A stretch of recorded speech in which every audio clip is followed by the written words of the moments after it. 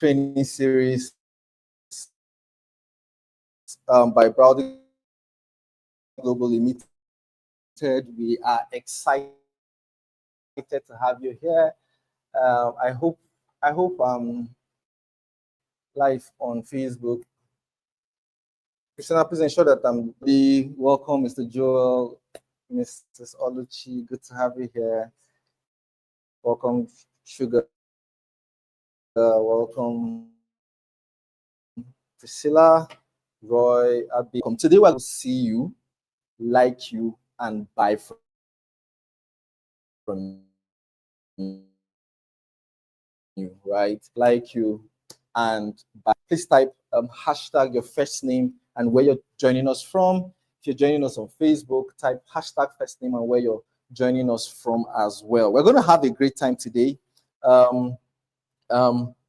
I mean, for those of us that are just meeting me for the first time, I'm Jeff Anozie, and I'm the lead marketer of Browdy Global Limited, a real estate brokerage and marketing company, both in Abuja and in Enugu as well. We have offices in both places. Browdy is focused on two things majorly. The first is we help individuals and families invest their money safely and profitably, right, in real estate. And secondly, we also help young people build their personal economies leveraging real estate sales, right? So real estate is the vehicle, but the core goal is to help young people build their personal economy. So we do teachings like this, so the right mindset, right systems, and of course, marketing strategies to help you grow. That is the goal, right? And this Realtor Growth Series is part of it. We did a part one last week. This is the part two. Part one, we talked basically about the mindset, of course, and I'll get to that in a moment. And so the goal of you with the right systems and mindset that can help you grow and scale your real estate business, especially leveraging the online space, right? And we'll see why in a moment. The online space is as powerful as it can be. We're going to see that in a moment. All right, so if this sounds like something you like and you like to work with us on a deeper level, you can join our WhatsApp community. If this looks like what you like, if you're here, you can scan the barcode to join us. Barcode will be somewhere around. If you're in the online, you can check the comment section. You see the barcode or the link to join. On Facebook, you see the link as well in the comment section. You can go ahead and join. I'd like to see that you're here. So just type 1 if you can hear me clearly, Facebook, YouTube. Type 2 as well if you can see me. Hi, right, very well online. Okay. Something happened to my live stream here. I'll just correct that in a moment while we go on.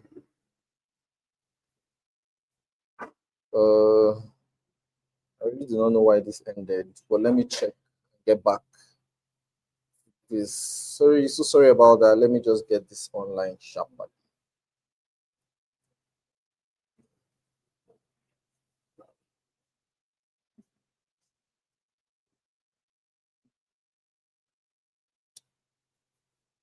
Okay, so let's go live again, and hopefully it's better now.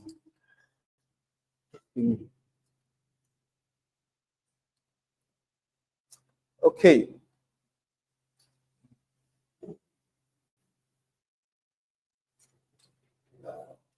I'm sorry about that. Just give me a moment.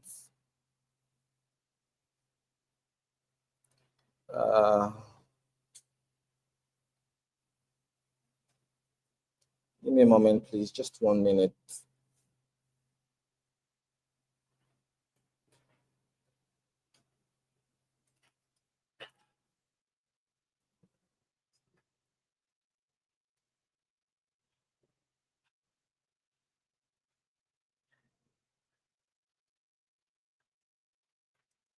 Okay, sorry about that.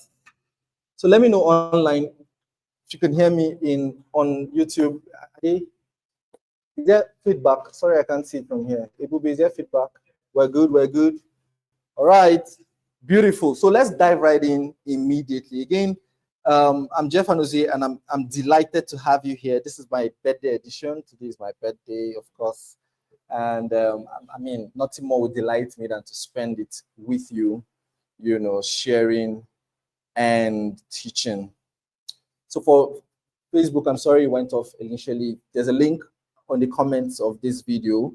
You want to join us and work with us on a deeper level, click on the link to join as we dive right in. So last week, in the part 1 of this particular series, we talked on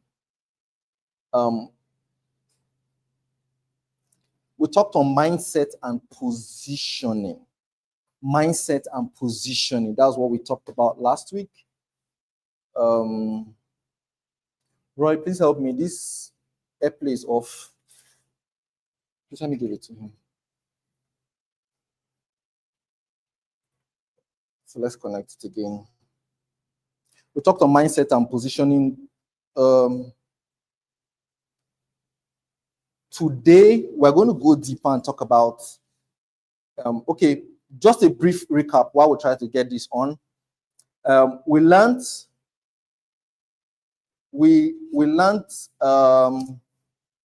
that before you can sell successfully, you must first decide to sell, right? For those that joined us, that's what we learned. You must first decide to sell, not just to be interested. And we talked about the difference between making a decision and just being interested, all right? We also further discussed the emotional cycle of change. Welcome, welcome. Please let her go in there so that others can see the way. Right, we also discussed the emotional cycle of change, where we talked about, just give me, don't worry, just give me. Okay. Priscilla, please shift to the end. Just move your seat. Just move to the seat. You can put this seat behind that one, so that this one, put it behind it so someone doesn't sit there. Exactly. So we discussed the emotional cycle of change and the ups and downs that every realtor most times face while trying to grow. We talked about that. The internet is off. Check now, guys. Please send me and check what's happening. Check it upstairs now. What's happening? Roy, please connect the gem to the upstairs so that it can go on. Sorry about all of that. Let's go right back in. So we talked about the emotional cycle of change, the ups and downs that every realtor faces whilst growing. And we talked about a few things while we wait for these things to come on. The first thing we talked about was that, you know, when people start out with real estate or any business at all, especially doing something new or trying to achieve a new result you've never achieved before, you start out excited because you see the promise of the thing you're trying to achieve. You've seen other people, your colleagues, your mentors, your uplines, your team members that are doing very well in real estate. And the excitement of that result gets you started. And we call that stage what? Unlearned optimism. So you're optimistic about this thing, you're excited about it, and you just want to get it rolling, right? That's the first step. So you're excited, you're gingered, every morning you're all up and about. And then as the days run into weeks, remember, we have an expectation. Hope is hope because there's an expectation, right? So we have a time frame, the way in our head. Maybe you've asked like 3 people. One person said in 6 months, I made my first sale. The other one said, oh, in 1 year I made my first sale. The other one said, just 3 weeks. And one guy just, you know, and we then assume that there is now a principle or a formula, right? And then 3 months reach and nothing yet. Especially when you're not even doing some things right, like we'll talk about today, how how to get visible. You're not even as visible as you ought to be, right? And suddenly realize that nobody's calling you, even those that are trying to say hi. You know, family and friends, most of them try to encourage you, not necessarily because they'll buy from you, but because I mean, if they don't encourage you, who will? What happened?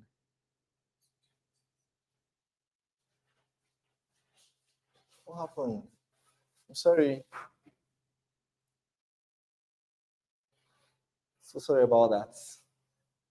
Sorry about that. So, I was saying, if they don't encourage you, who will, right? So they try to encourage you.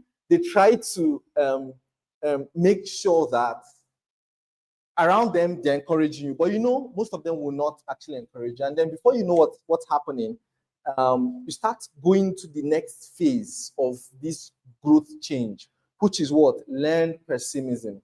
So at that point, you're now thinking to yourself, am I sure this thing is really right for me? You know, you get to that point. How many of us have got to that point? Online, have you gotten to that point before where you're not sure if this thing I'm doing now is actually right for me, right? So we get to that point, and two things keep us going at that stage. First, hope again. Hope. I mean, I've seen this person do it. I've seen this other person do it. And you know, the beauty is that sometimes, like someone like me, I like to tell my stories. I like to share my, processes, right? And so, the one of the reasons I do things like this is because, of course, I know I'm going to encourage a couple of people, right? I mean, I don't have to encourage you directly or be in touch with you directly, but for the fact that I share my journey, I share my story, I share my stuff, you just be encouraged. Okay. And of course, if Jeff can do it, who is Jeff now? I can't do it too, right? That kind of thing. And so we keep going. We are the what? Learn pessimism. We've learned how the process usually is. We are still going, but we're now a bit pessimistic. Okay. And then the next phase, usually another 3 months, 4 months, no plenty sales yet. And then the next phase now kicks in, which is what? The valley of despair. The valley of despair. I'm talking about the growth stage. It's called emotional cycle of change, especially when you're trying to start anything new. Thank you so much, my boss, Excel Agile. It's good to have you here. Thank you, everybody. I see all the birthday messages. Thank you, thank you, thank you. Right, so you can sit there, sir. Thank you so much. Welcome. Right, and next seat, please. And at that point, it's called the valley of despair. This is where many people give up. This is where almost everybody gives up, except those that are knowledgeable enough and understand this phase. The goal of sharing this thing is not that it may not happen to you, is that you understand the phases and the stages, right? And so you have that in mind. And so the value of despair, that's the next phase, right? At that point, many people give up. Many people say things like, I knew this thing is not for me. Do you get? I knew, and for the sake of this class, I'll use real estate. So they go say things like, I knew real estate was not for me, right? But unknown to them, these phases is same for every other thing of value you're going to get into. Whether it's real estate, whether it's forex, whether it's crypto, whether it's anything else, you will go through these phases. Why? Because you're trying something new. Your brain does not understand the level of, your brain has not passed through that route before. Do you get it? If it had, you would have gotten the results you're looking for. So you've not built the muscle, and most importantly, one of my favorite words, the capacity to attain that goal or prayer point you are looking for. And two things happen at this valley of despair. The first is you quit. Most people quit and go and start something else, right? Which is most people, maybe 97% of people. How many of us have quit real estate like 3 times? Don't worry, let me do it for you. It's not still showing. How many of us have quit real estate like 3 times? Online, how many of you have quit marketing real estate like 3 times? Right. Now, there are two things that help us navigate this phase. The first is knowledge. That's the first thing. Understanding that this is a phase. And the reason you've not achieved what you want to, thank you, Roy, you want to achieve at that phase is because we're talking about the value of despair. Sorry, I hope this is clear enough. I scribble a lot. Let me just run through it again. Unlearn the optimism. That's where you start out with. Excited about the goal. Next is what? Learn pessimism. So there's a line between optimism and pessimism. Okay? So learn pessimism. So unlearn optimism, learn pessimism. It's unlearned because you didn't know how the journey will look like. You were just excited about it. Then after a while, it goes to what? Learn pessimism. At this point, you began to understand. You've put two and two together and say, okay, it's not exactly the way they told me, but you're still going. So you have learned that, okay, some of the excitement, and you know, Alex Hamosi says that work actually starts where excitement stops. When the excitement of that thing you're trying to do ends, that is when the work starts. But that is actually where a lot of people quit and give up. All right? Now, it is not your excitement or hope or prayer point that will actually get you the things you want to get. It is building capacity and knowledge, as well as persevering in the right direction. And so, value of despair, two things keep you there. First is knowledge, two is community. When I say community, I'm talking about the people you listen to. It mustn't be people around you physically. It's the people you listen to, the things you feed your mind with, right? As well as, of course, seeing results. There's something powerful about being with people that are achieving the results that you're trying to achieve. It's powerful. That's why the Bible said that he that walks with the wise shall be what? Wise. I said the companion of fools shall be what? You will not even be foolish. You'll be destroyed. That's what happens to people at the valley of despair. You listen to the wrong people, of course, and not to sound somehow, your friends and family sometimes are the wrong people. They love you. They have not passed through that route you're trying to pass through, or they have tried something in their past that did not work, and it hurts them. So they really do not want you to be hurt. So at that point, I don't want to say they are the weapon fashioned against you. Do you get? So they try to protect you. That's the word. They try to protect you. And the knowledge you have, the mindset you have built, as well as the company you keep at this point, will determine if you quit and go back and start again. And when I say go back and start again, is you're going to go and start another thing. It's true. And unknown to you, the next thing you're going to go and start, you will still pass through these phases as well. That's why we keep starting and stopping, break and quench. That is why. It's because first, you don't know. You don't know that this is a phase. It's normal. It's everybody has passed through it. And secondly, you're not having the right information. Things like this you're listening to now. All right? And then number 3, you're not around the right people.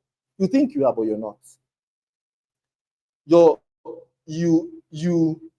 don't listen to the people closest to you. You listen to the people closest to your dreams. You get that? It's not the people around you. They're your primary school mate. Oh, this one is my... Sometimes you outgrow people, man. So move on. Right? And so at this point, again, 2 things keep you. If you're in communities like this or environments like this where you learn, there's a chance you will escape that point. Right? Less than 5 people escape it at every time. And then you move on to the next phase, which is what? Learned optimism. Now you have learned. You have learned what will not work. Right? You have learned what will not work. You have also learned that the capacity you had, the results you have today is a direct reflection of your current knowledge.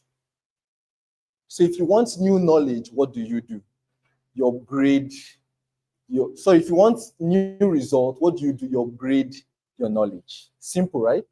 Right. So that is what you learn at that point. And this is what you start understanding here. You may not have started getting the results yet, but now you're optimistic and you're knowledgeable, right? And usually the next thing that naturally follows is the result. Clear enough? Right. So this is the emotional cycle of change. We talked about some of these things, last week. I was just doing a recap for those that and that were not here and to help us settle in again. So today we're talking about visibility, content, and attraction. That's what we're talking about. And this is the Realtors Growth Series brought to you by Browdy Global Limited. And the goal of this is to just inform and educate you so that you have an idea, how to, circumvent the real estate space, especially while leveraging the online marketing, right? And this series is basically it's teaching you how to convert strangers to buyers. Welcome, sir. Good to see you, Doc. Good to see you, sir. Right. So it's basically trying to teach you how to convert what? Strangers to buyers.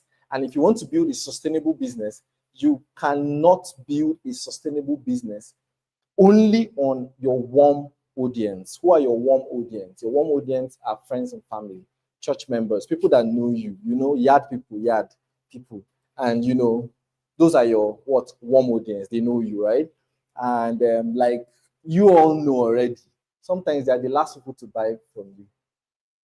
Hard truth. Okay?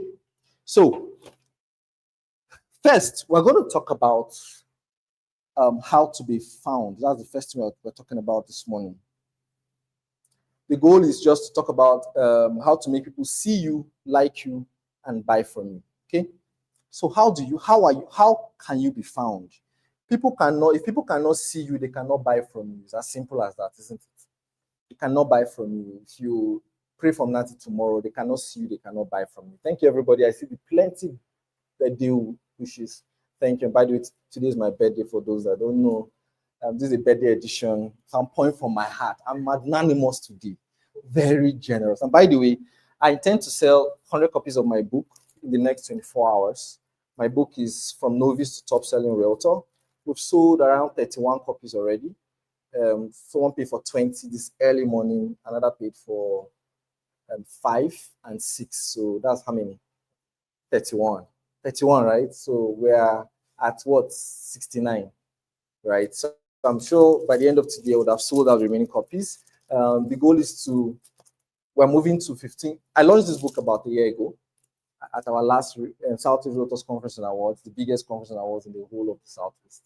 And it's basically from novice to top selling realtor. The goal of the book is to share with you how I move. It's kind of like my personal story, how I moved from a novice to a top selling realtor within a couple of months, right?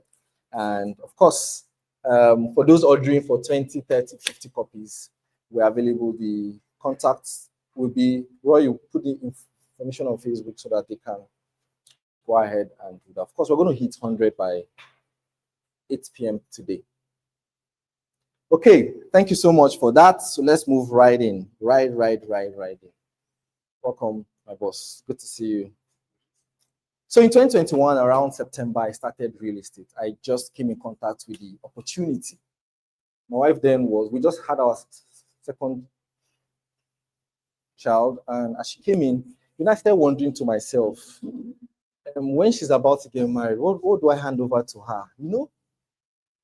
Like, how people send their children to their family with like pot and plate and all those things. I started thinking to myself, I think I would like to give her like maybe an estate or maybe a block of terraces and say, okay, live in one and probably rent out the rest, use it and start out your life.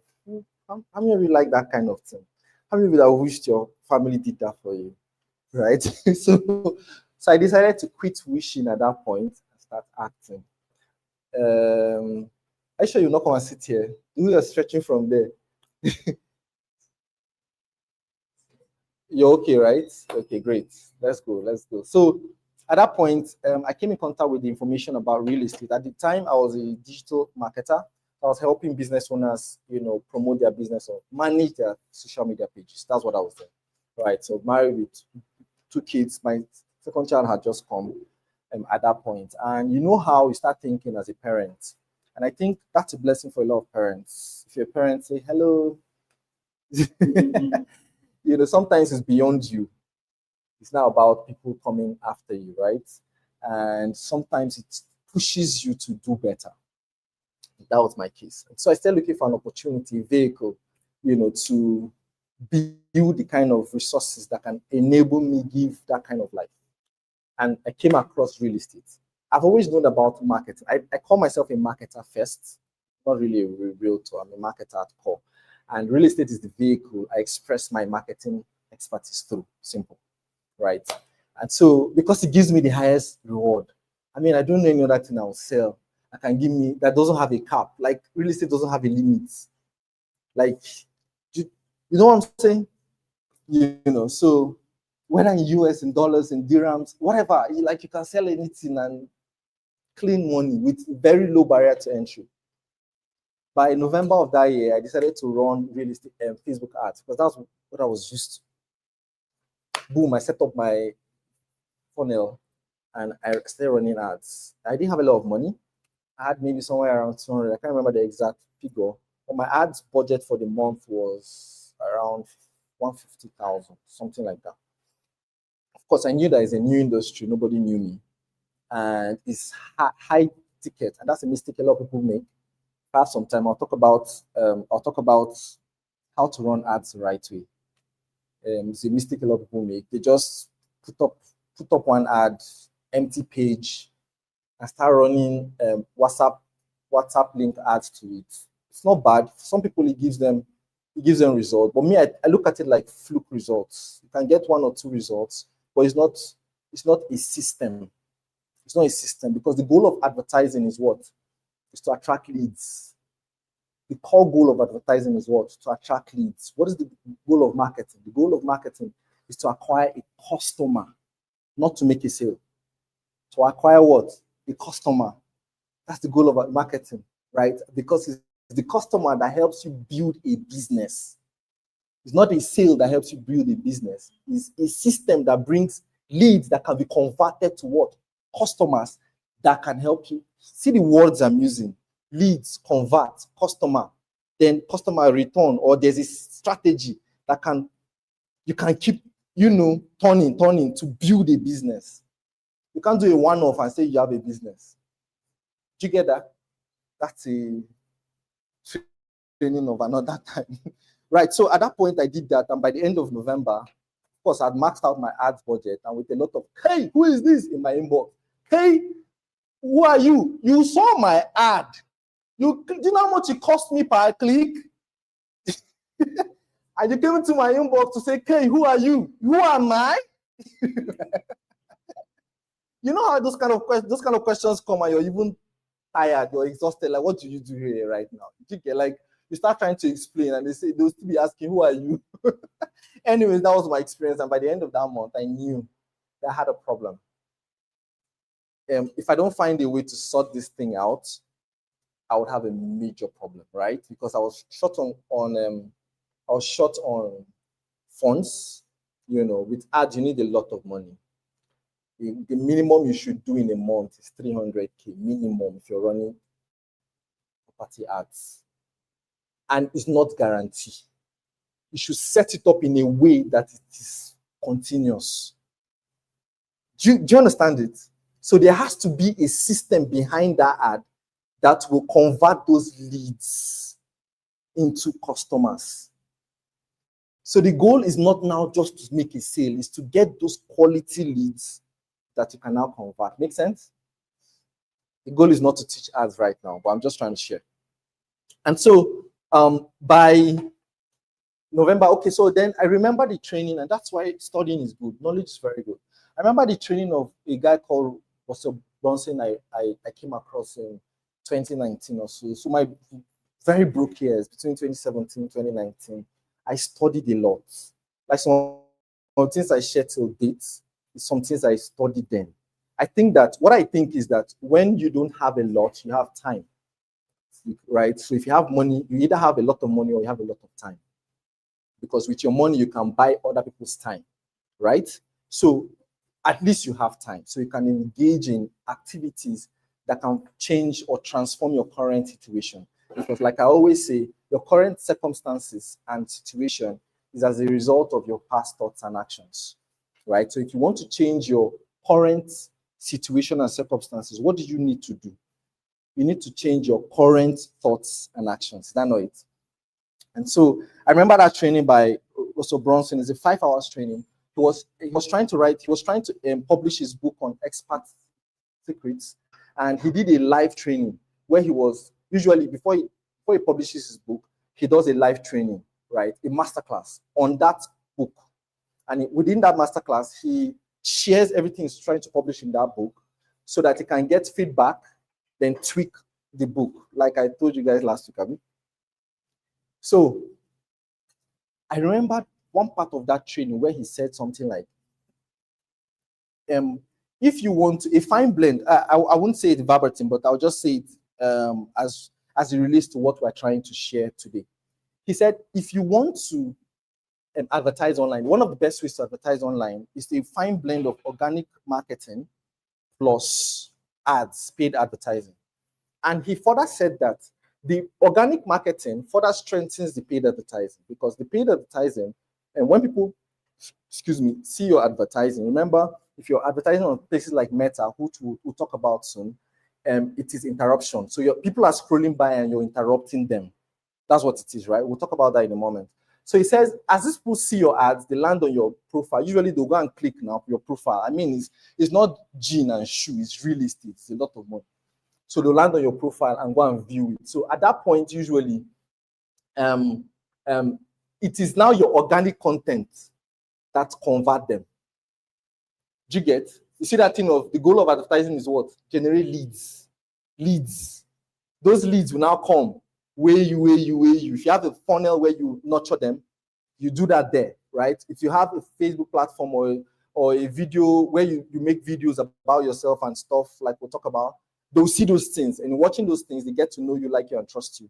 And usually it converts into a sale. Make sense? And there's something striking he now said. He now said that he can guarantee that if you start out in any new industry and you make a minimum of 100 videos daily, like a minimum of 1 video daily for 100 days, that you will become seen and known as an expert in that industry. That's what he said in this thing. I mean, now it's no more 100 days. For me, it's now like 1 year. Yeah, because I mean, there is now a lot of people leveraging these platforms. So you need to be able to be outstanding and break into the algorithm, right? So as at then, this was now 2020. So I watched that thing in 2019. And then at that point, sitting down there thinking what next to do after my ads budget has been exhausted, I then decided to implement, right? And with knowledge, the goal of knowledge is transformation, but you're not going to be transformed if the knowledge is not applied, right? The goal of knowledge is what? Transformation, but you're not going to be transformed if you're not applied, if you don't apply it. And that's why many people have something called knowledge overwhelm. You just keep looking for the next thing because the previous things you have learned, you have not applied it. And it's in applying them that you begin to see what works, what doesn't work, and start seeing, because in my opinion, marketing is largely experimental. But the faster you do these things, the better. You're doing it with knowledge in the right direction, and then you keep tweaking and iterating. So at that point, I started. So January 2021, I decided that, you know what, I'm going to apply this. What's the worst that will happen? And by 1st of January, boom, I started. I said I was going to do 100 videos in 90 days. And I started that 2021 January. By 28th of January, I made my first sale. Now, that's not a rule. That was just my experience. A week to the day I made that sale, I made a video. We're going for one site allocation or inspection. I think it was a general inspection. And so I did a drive-through from the road to the place. And I, of course, edited the video then with if you know me, I don't edit like deep editing, all those gang. I just cut and join and put my number there and I put it out there, right? So I did that at the time, and somebody in Italy saw my video. We'll talk about platforms and where to post these things in this training, right? Saw my video and reached out to me. A few days later, he sent his mom, and by the next 3-4 days, he paid. It was a 4.2 million naira property, and that was how my first sale came, 28th of January 2021. Now, by the time I got to like February, remember I said I'll do what? One video daily. I'll share with you this strategy I used. By the time I got to February, of course, I didn't have time again. Why? Because I had a lot of leads. I had inspections like literally almost every day. I had leads, people in my inbox. It was only me now trying to manage leads, trying to still shoot video, trying to still edit video, trying to follow up on formal leads. So it was a lot of work. I then brought down my target to 15 videos. That's one every other day in a month, so that I can do mornings. Now, let me add something here. I had a goal. My goal was to be making at least 1 million in commissions every month, because I'd calculated my living expenses at the time, and 1 million can take care of me and still have that 40% extra for investment and stuff at the time. So, so you're not gonna set 1 million now, be thinking to take care of you. So then that was my goal. So even when I made sales within the month and it hadn't hit that 1 million in commission, I wasn't even slowing down at all, right? And that's something to note, because at the time where you start making some sales, there's the tendency to want to slow down. It's going to be there. That's on the side. Of course, I think my goal was to hit that thing by March. There must be a time frame. If not, you're not going to push. So by March was my goal. But I didn't hit it March. It was now like May. I now hit that. I hit 1.2 million. I sold a 3 plots of a 4 million naira property once, and the commission came. So it was 1.2. It was nice. Of course, at that point, I now shifted my goal again. The point I was trying to make here is that, okay, of course, and by the end of that year, I became the top selling realtor for one big company like that in my city. And lots of other things now began to take off from there. Okay. The point I was trying to make is, I got to a stage where I was wanting to be visible. Visibility. I wanted enough people to see me. And guess what? When I came to Abuja last year, towards the end of the year, same strategy I used. Same. Went back into the drawing board. First of all, I first studied. I learned the difference between Abuja, FCT, FCC. How many of us know what FCC is? FCC, capital cities. Of course, you read, so you know it, right? I studied the difference between the 5 stages of the development in Abuja. I studied different in area councils, and because Abuja is different from every other place in Nigeria, right? And then next thing I started doing was become visible, right? The same strategy. Now, because I didn't have a warm market to sell to, I needed to attract strangers and convert them to buyers. And the only way was to be as visible as possible. All right. And that was the strategy I had to use. Now, question, how can people find you? How can people find you? There are several ways people can find you, right? There's word of mouth. There is outdoor advertising. There is referrals, right? But one of the ways that I think still stands very powerful to me is the online space, social media in particular. And I'm going to share with you a statistic I saw some time ago, just to buttress some of these points. Where's my...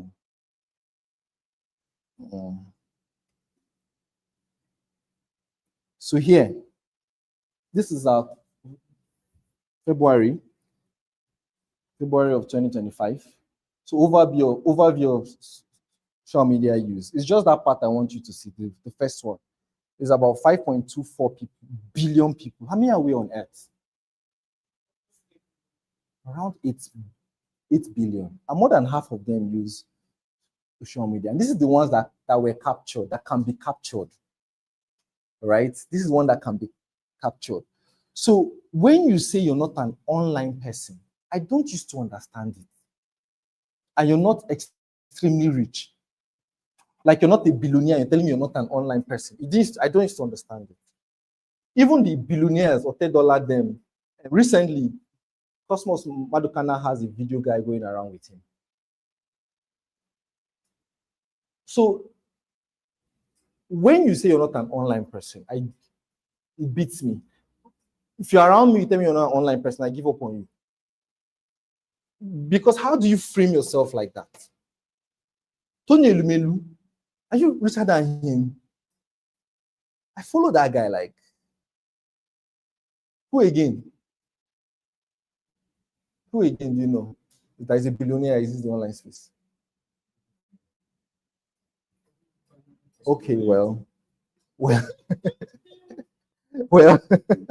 I mean someone that shares values with me. I thank God I did not say loud.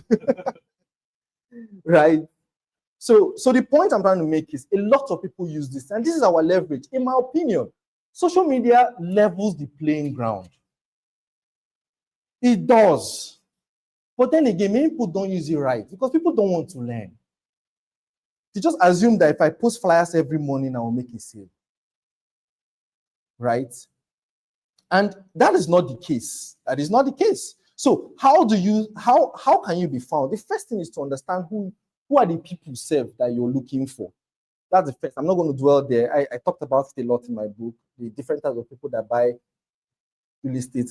Can we help me mention? Investors, cash protectors. Those are people that want to preserve their money. They understand they are financially intelligent. They understand the time value of money.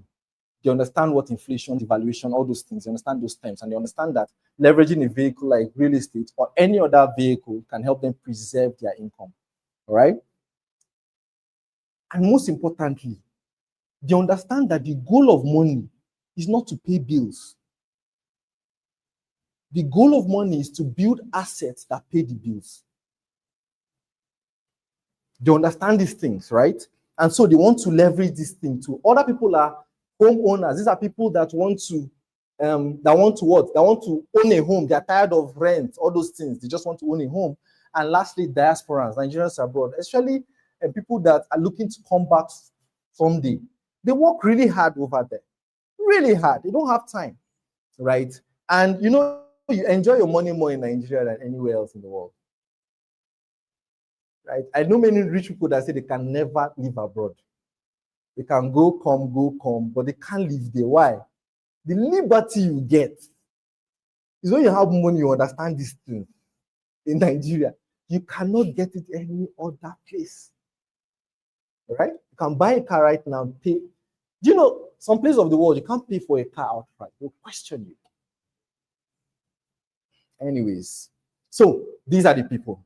Now, understand these people, understand what they need. What do they need? Don't tell me everybody needs land. It's not true. Why do they need the land? Why do they need a house? Are you a single person looking to, you're looking for a place you can stay, or you're a family person looking for a big house? See that the need of those two people are different. A young person that wants to have a sweet nightlife, where he wants to buy a house, is different from the family man that just wants to go home after work to his family. So understanding these things and what they want is part of closing. All right? And so first understanding the target market and people you're trying to attract, that's where it starts from. And then number two, looking for where they are, not where you want to be. I hear people say things like, I love TikTok more than Instagram. Then go and buy your stuff.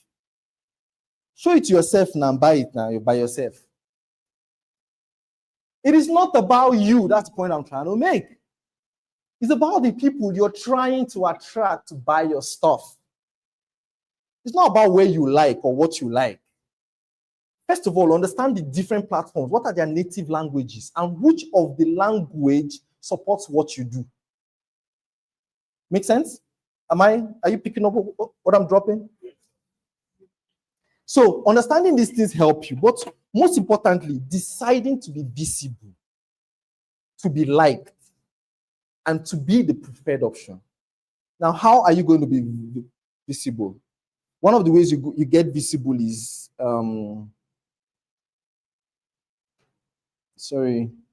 Let me just be sure. Are we all following online? Are there comments? Is there any questions? Do you have any questions or comments online? No questions yet. Great, great, great, great, great. The first is, of course, creating content around what you do, right? Creating content around what you do, especially to attract the people that you are trying to attract. Okay, what do they want? Who are they? What do they want? Where are they? And then you craft content around these things. For instance, if you're trying to attract the person that the someone I like to call cash protector. So he understands the time value of money, he's financially intelligent. The communication you give to him is different from the communication you give to other people. For Nigerians abroad, it's trust majorly. Their friends and family have failed them, they have eaten their money, right? And then how do you communicate to them that you are the genuine preferred, person that can attract them, right? You do this through your content. Before we go on to that, I'll say a few things. First, social media gives you reach. Like we saw in the statistics, it gives you reach. So what that means is that more than how many thousand people, more than 5.2 billion people, right? You have potential to attract more than 5.2 billion people. Number two, it builds familiarity. Once people start seeing you, nowadays with social media, you don't have to follow someone to constantly see his stuff. Who have noticed it? You don't have to follow somebody. Once you stay 2 minutes, 3 seconds on one of their content, they start showing you that guy's thing. All right. So, so gone are the days where statistics of growth is followers. She's phasing out. It's no more. It's very strong statistics for growth. Just create content, be visible, and be valuable, and people will find you and they will follow you. Okay. So familiarity. Once people start watching your stuff, they get familiar with you. I know many people that are bought from me that don't really know me in person, we've not met, but usually they say things like, "With your wife, with your family," or they start telling you things like, "Oh, this your property in Abuja." I mean, they now know me. See, and familiarity, usually people buy from people that they are familiar with. All right. Then it keeps you working 24/7. So social media keeps you working 24/7. What that means is whether you're sleeping, you're pressing your phone. Like this morning, I think the last 3 days, I've not really actively posted on my YouTube, but I have videos going up every day. I've not actively posted in the last 3 days. That's the power of social media. And even the ones you've posted, people that you don't even know where they are. I have a client in Bangladesh. I don't know if I'll ever travel to that place anytime soon. Do you get? So you can reach people and it keeps you working 24/7. And even when you're sleeping, they are viewing your stuff. All right. First, so 3 ways to ensure that you use social media correctly. Number one, keep it social. It's called social media for a reason, not selling media. It's what? Social media. What that means is what? Keep it as social as possible. I'm not saying bring out all your life on social media. I'm saying keep it as social as possible, right?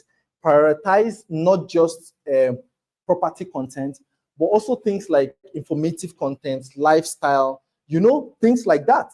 Keep it as social as possible. You don't come into a party and you begin to tell everybody in the party, buy from me, buy from me. No, your human side too. I mean, you're a human first before you're a marketer, right? So people connect with you at that level. All right. Keep your tone conversational. Don't be all uptight, all buy from me all the time. Keep it social. Number two, keep it valuable. Valuable. Share value. There's a concept in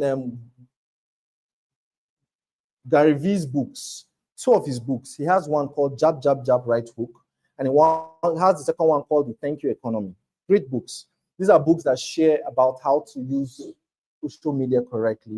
Gary Vee is one of the fathers. In fact, that guy's prediction in I think 3-4 years ago, he predicted that TikTok People will start selling life on TikTok. Recently, it's now like a lot of things.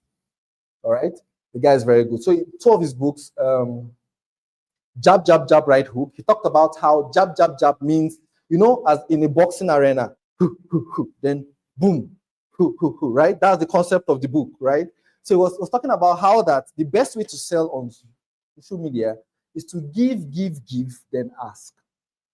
Give, then ask, right? And even the thank you economy, he talks about concepts like the law of reciprocity, how that if you give, we are wired to want to reciprocate good gestures. That's our wiring as humans. That's why somebody tells you your dress is fine, say thank you, you too, right?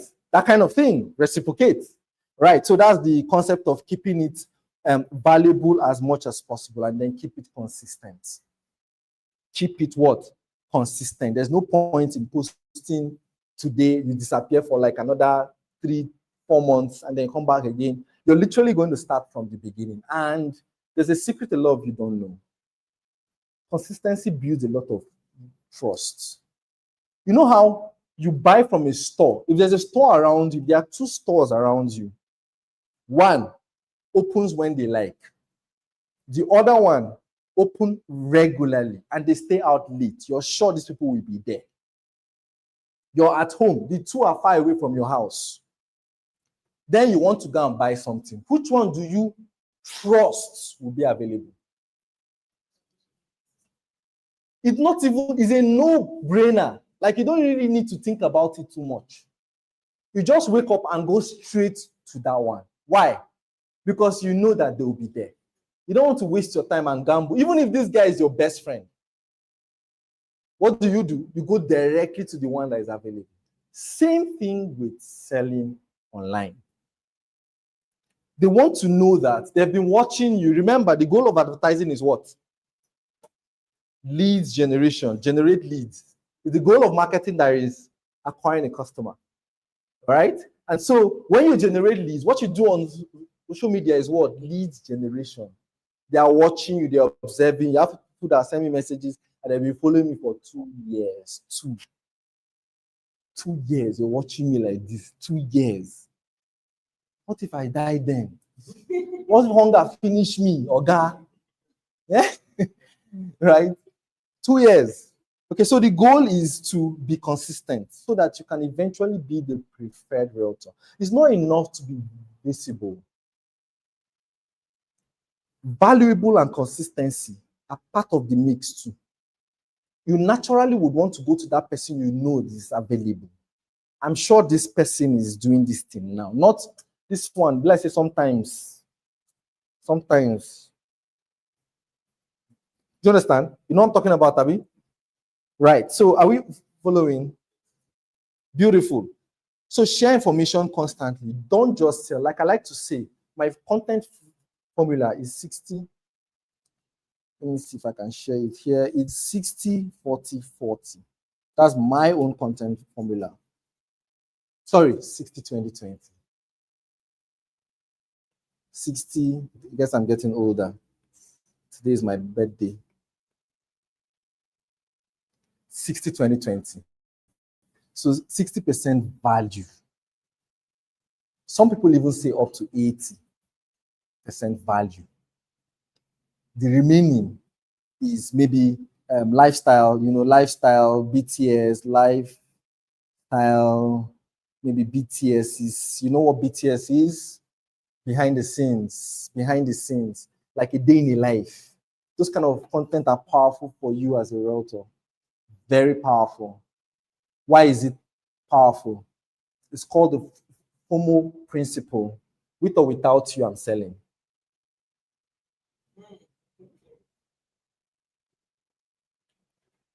You get that? The FOMO principle. See, people naturally like to buy from people that are selling. It's even in the Bible. He that has and he that does not have, they won't even leave the one you have. You're going for inspections, you're having a client meeting, you're having a team meeting, you're having a training, make BTS is about it. Right? It shows that you're in the business. right? That's why I encourage realtors, even if you don't have inspection, go for inspection. Go and join somebody for inspection. But go to non. Should I say this online? Go to our computer building, make a video. Hello, one of the things you need to know about you're in an computer building. Nobody said you're in an inspection. Or you're in a site where there's a clearing. They're even doing your road construction. You just come out. Eh? You know what I'm talking about? I'm gonna lie, you. BTSs. So you're coming for, you're going for a meeting, you're doing this, you're doing that. Lifestyle. Once in a while, take yourself to a fancy place, make a video about it. You're not going to die. Eat your money, 5K, go to Transcorp. It's free now to go and sit down at that poolside. Beautiful place, make a video. Don't talk about, hey, I'm in Transcorp, can you see? No. I mean, just say something. Oh, so one of my goals as a realtor is to help you and find the best places in Abuja. I'm sitting here in Transcorp and I'm thinking to myself, you see where I took it inside? Eh? Dress well. Eh? I'm sitting on Transcorp and you don't even have to say, just stand where that Transcorp will be showing. People are doing it. There are two things that does for you. First, I feel like being in those kind of environments does something to your brain. God does not give you something you don't desire. And you cannot desire something you've not seen. It does something to your brain. It's called brain hacking. That's one. Then number two, it does something to the people that are watching you. They're not needy. People don't buy from people that are needy. No. You won't come and say, oh, because you need this now, buy from me. Except it's cloth or it's spoon. It's not real estate. I won't say because you need real estate, you need this money and I'll buy from you. I'm afraid of you. Besides, I don't want to give you money or pass money through you when I know you're needy. You may desperately just tell me lies so that I will sell. People don't buy from needy people. So don't come online and say, buy from me now, if not, I will close. He that does not have, what happens? Taking, to not be left. So you wonder why you're always broke and needy. Because you exude that thing. All right? So, preferred option, share value. Amen? You get the point? Great, share value. Now, the last thing I'm going to say here is that when people land on your socials, your social media, and by the way, I like to say that you don't have to be everywhere. We're going to talk about building your sales machine. I hope we have time in this class, but we'll talk about that. Building your sales machine. The idea of concentrating your energy in a place, right? Is very important. My own sales machine is YouTube, WhatsApp. YouTube, WhatsApp. That's my own sales machine. I have honed it and I have done it in such a way that I can predictably get at least one new lead every day. Okay? I don't know why this thing keeps ending. That's why I like StreamYard. I think I'll just leave it for now. Okay? Predictably. So build your own sales machine. What was I saying before then? One of the things I like to advise is you must note that upon landing on your social media platforms, people must know at least 4 things. First, who you are. 2, what you do. Number 3, where you sell. If you sell real estate, where? Some of the first things people look out for is your location, especially real estate. Real estate is location sensitive. I want to buy in Abuja, for instance. I don't want to buy in Ogun. I don't want to buy in Osun, for instance. Right? So I will just check first, where this guy looks good. Where does he sell? You see that? Land there first to go and check. Then also, they want to also see, like at a glance, they can see that, okay, this person is a person of value. This person is not an amateur. An amateur is not the number of years or that you've not sell. An amateur is the kind of content you put out. All right? So, a quick activity for you. Go and check out your, like, take up your phone now, go on Google and type your name. What do you see? So we are smiling. What happened? You don't like what you see already?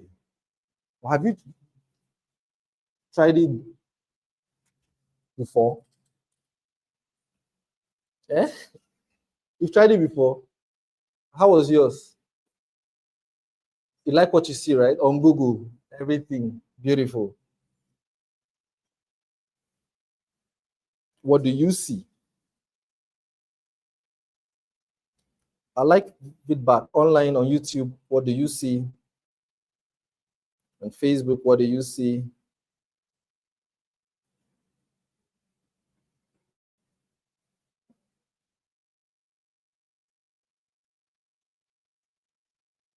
Just give me a moment. Let me set this up while we discuss that.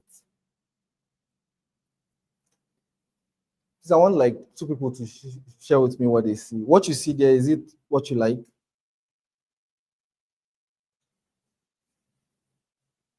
I'm trying to set up my life. Online on YouTube, what you see, is it what you like? Like everything you see, everything. I remember there was a time where if I search my name, I'll see one Anozie guy that is an actor. I don't even know the person. Then I kept working hard, working hard. Now, if I search my name, the full first page is everything I want to be there on Google. And by the way, I'm going to add here that one of the things you can do as a realtor is to pay publishers, Vanguard, all those people. You know, there are people that actually you can contact. They put you on all those things. Trust, Vanguard, all those things. Sun, Daily Sun. Just write an article. I think it used to be, it's between, say, maybe depending on who you contact, it's between 25 to 55K highest. See, I'm giving people inner calculus. These are not kind of things you see online. You will not see them online anywhere. Nobody will share with you. Right? You can actually do that. You know, it's not only when you've hammered that you can do that. You can do that right now. It will contribute to what you see online when you try to search for yourself. All right. Broadcast field. Sorry, so sorry. I'm used to StreamYard, but today, being that is my birthday, I felt very magnanimous, and I want to share to my Facebook family, and I don't know why. Anyways, let's just move on. Okay, so what do you see? Please, I want to hear like three people. Let me see what you saw. Hmm? You're not. How about you? Jenny, you want to share with me? Like, you like what you see? Largely. Of course, you. How about you? What did you see? Your own is worse, so you not see anything at all. Yeah. What I saw is different. Okay. I feel Google is for putting preference on Instagram. Okay. Before now, it used to be LinkedIn for me. That would be the first. Use incognito and search yourself. If you're using your phone, use incognito. Like use a private window, not the window you're used to using in chatting. Like use a private, you know how private windows are? A private tab. Tab. You know what private tab is? Like incognito. Incognito now is what it's called. I don't know if there's another name for it. Yeah. Use incognito and try it. Let's see. Okay. Let's see. Still the same thing. Great, great, great. So so what that means is that you also need to work on your other platform. That is why, as I suggest that you don't spread yourself thin on multiple platforms, but ensure that you have control of all the platforms. Yes. My suggestion first, the profile picture should be the same in all. My suggestion. Reason, let me tell you my reason. Because when somebody finds you on your main platform, right? But his preferred platform is another one. he may decide to go and check you out there. And the first thing you can match two platforms is what? The profile picture. It's common sense, right? So for me, my suggestion usually is use the same across all platforms, number one. Number two, same bio, depending on the platform. So depending on the style the platform likes. His YouTube, he has a longer whatever. But you know, all those other meta platforms, their bio system is almost the same. The bio, you know what bio is, right? Please you describe yourself in like a line or two, and use it consistently, and try to hit the point straight. My opinion. So there are two ways to do this that I think can work. The first is, you know how some people do realtor or real estate consultant slash maybe real estate consultant in Abuja slash dad slash Christian. Do you get that? Could work, in my opinion. But the second way, which I think can pass the message like immediately you land, is I help, right, young families acquire real estate in Abuja, something like that, or acquire homes in Abuja. If young families are your major target market, and I think you should have a major target market, right? Okay, either working professionals, young families, or generally, you know, buyers. I don't like the word investors. I think people have bastardized that word, but yeah, maybe investors. All right. Bio. So a strong bio can help too. What else? Your cover photo, and then constantly post pictures of you. See, if you don't post pictures of you, except there's a reason, maybe you're a felon somewhere, or you're running away from the law, or there's a reason. If you don't post pictures to your name, Google will dash you pictures. What you're seeing, right? They will dash you. So it's not humility. It's not.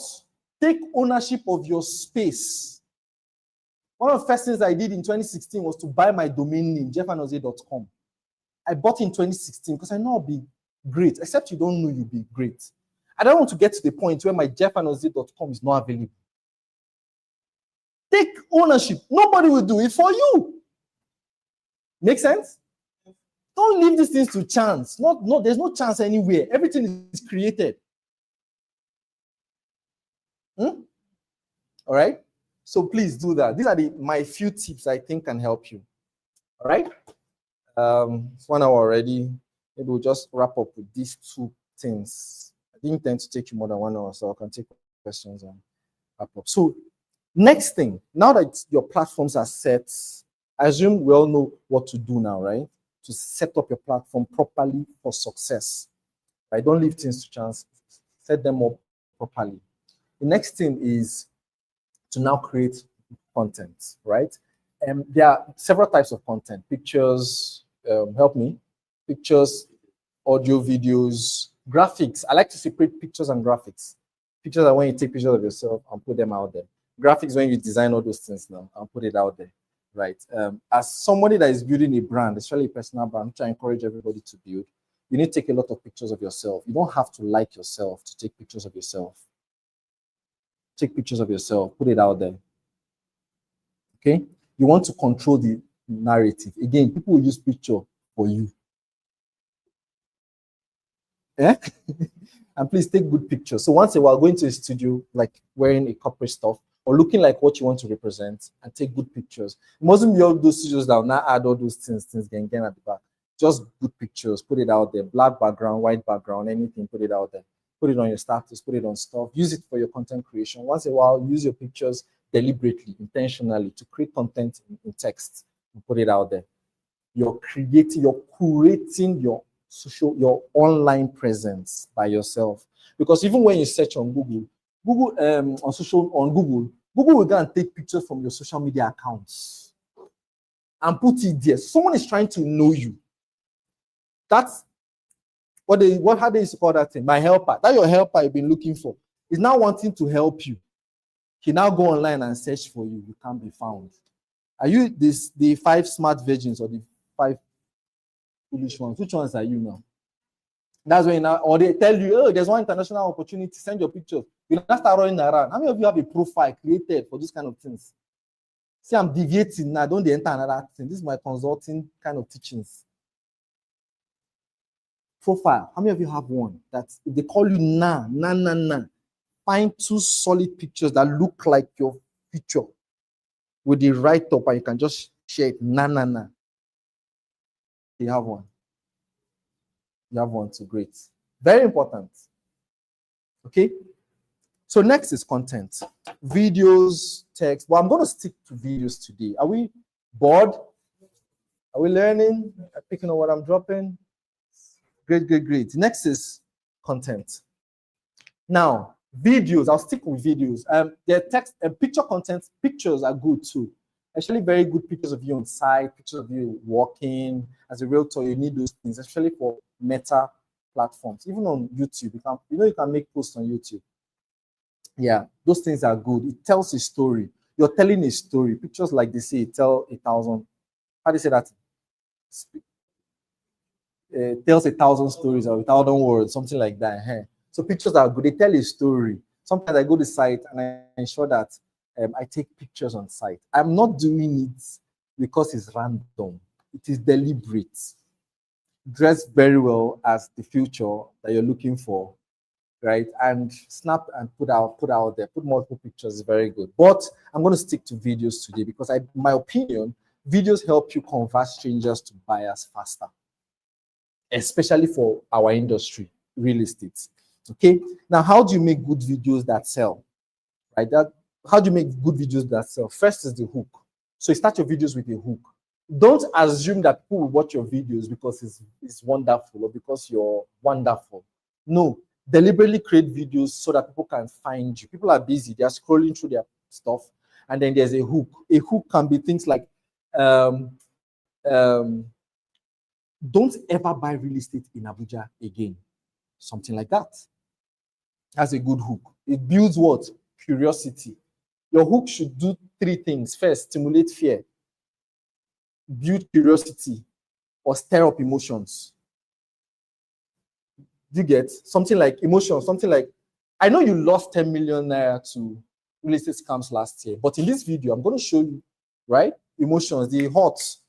Just remember that thing now. But he wants to still invest. An investor is an investor, whether he loses or wins, he's an investor. So he wants to still invest, and then he wants to watch to know what to do next time.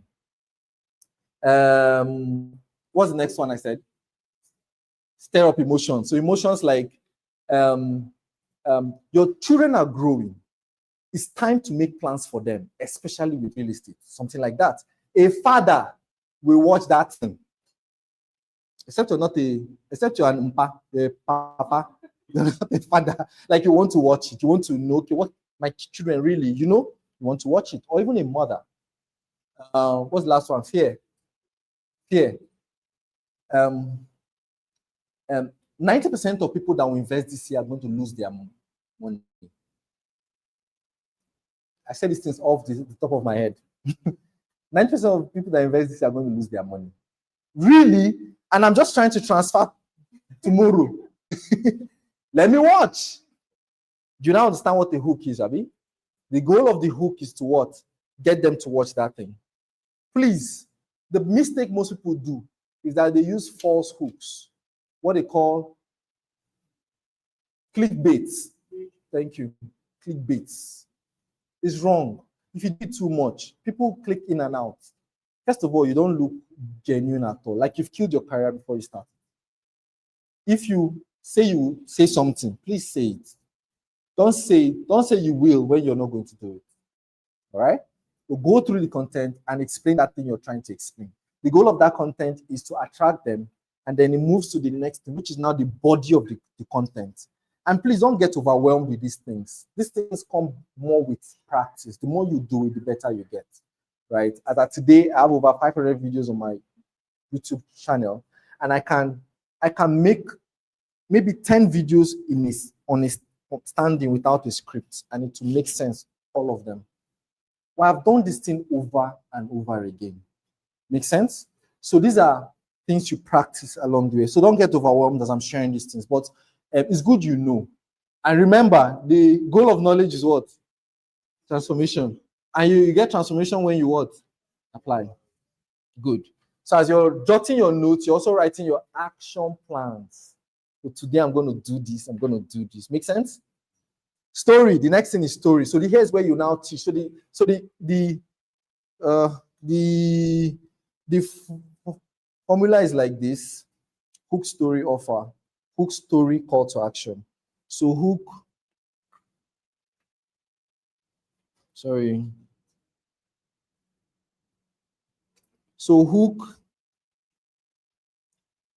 attention. This catch attention, attention.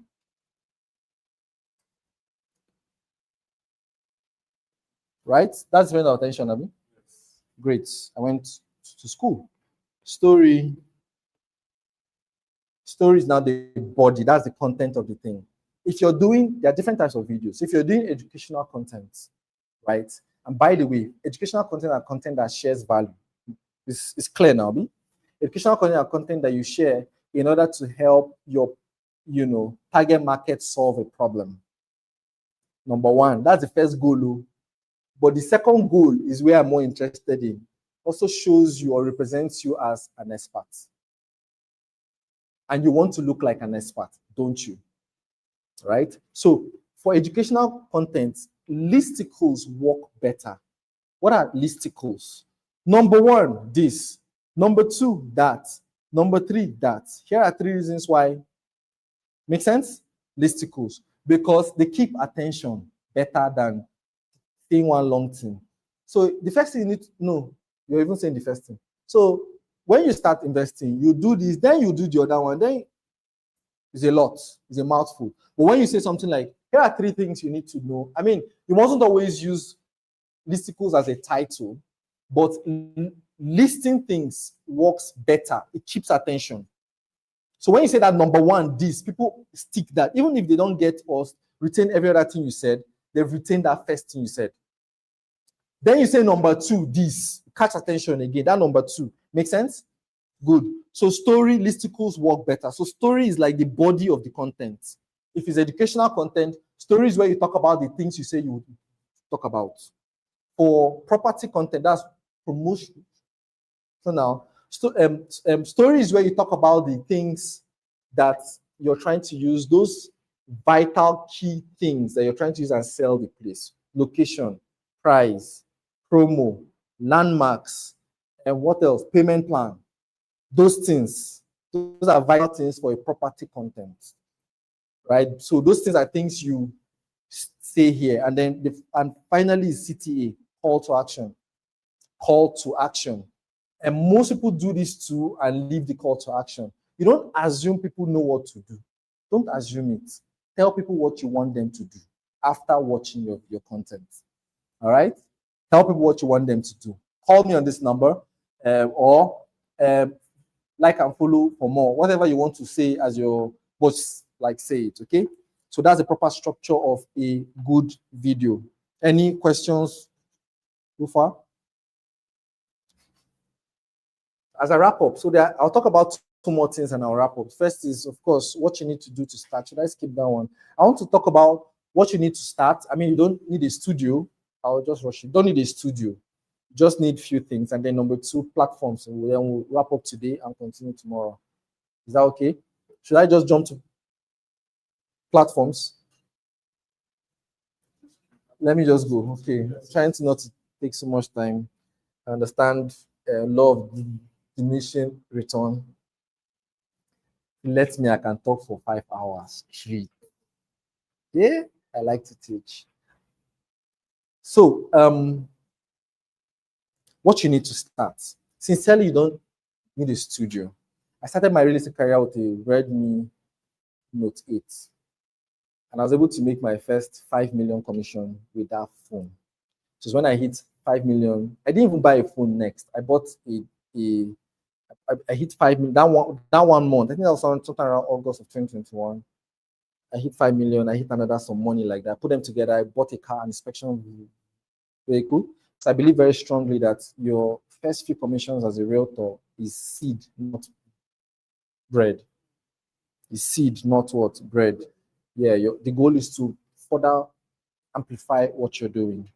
Okay, so I bought a vehicle and I rented an office. That was the first few things I did. It was the next year, 2022, sometime around June, I now bought an iPhone. Make sense? And my core strategy of marketing is videos. So no excuses, right? That phone you have, so long as you have an Android phone, is good enough. You just need good lighting. I think one of the problems people have is that they assume that as they are hearing themselves, as they are making the video, people should be hearing them. Once you get people to start doing like this, how many of you have seen those kind of videos? You're doing like this. You've lost more than maybe 80% of your market. Because it's very, very few that maybe know you. Like your twin sister, her husband, and your aunt or neighbor in the house. And I say, Chai, I've seen Oluchi's video. Sorry, not your Oluchi. I saw Oluchi's video, let me just watch. And some of them will just leave a thumbs up for you. You know, all those, well done. We see you. Like, keep going. You know? So please, good sound. Then 2, good lightning. And when I say good light, you don't have to buy all these things. Just go outside. The sun is one of the best lightnings you need. It's actually the best. With an iPhone, the sun even gives you better quality of video than even all these things. But sometimes all these things you're telling yourself is just an advanced form of procrastination. If nobody tell you, I'll tell you. So sound light, then a mic. There are very nice small mics these days that you can afford. Right? So in case you're outside and you know how the breeze is doing, woo, or maybe a vehicle is somewhere doing, but the mic is clearer. So these are basic things you need. And if you're even in a quiet environment, without the mic, you're very okay. Okay? So 3 things, what and what? Background too. Background is good. Your background communicates a story. So it either distracts your audience or it further amplifies what you are saying. Don't be negligent with your backgrounds. Make sense? So if it's indoor, please keep it as simple as possible. Don't distract people. Those are fine designs, they are good for you. But what is the goal of that video? Communicate the message. So keep it at that. Props are good. They just amplify, but keep it simple. When it's now busy, that stuff was here initially. And when I looked at it, I saw that it was swallowing me. It's busy. So sometimes people's attention will be there. As much as communicating a message, but what do I need now to communicate this message? Make sense? So treat your videos like that too. So you're in a place that is bushy. Look for the best development around there and use as your background. You're not lying to anybody. You're not saying, oh, the place already has houses and land is bush clearly. No, you're not lying. But you're actually curating your background to communicate a message. So as much as this thing is bushy, there's some places around that look like it's developing. If there's a road in front of the bush, right, back the road. And once in a while, turn around and say, this is the property. But I mean, I'm assuming that you're the one making the video because another excuse people have is nobody here to hold my phone for me. And Zoom people have this kind of very, excuses. And it's not excuse enough. Okay? Sometimes it's even your ugliest video that will bring your best client. There's sometimes you make a video and put out there, and your mind, the views are now blowing up, and your mind, just this. Meanwhile, the one that you settled down, did gang, scripted for 2 days, edited it for another 3 days. Only you, your wife, and somebody else that is looking for money from you that watch. Okay, so these are very important things, all right? Do you have any questions here? I think this is straightforward and clear enough. Make sense?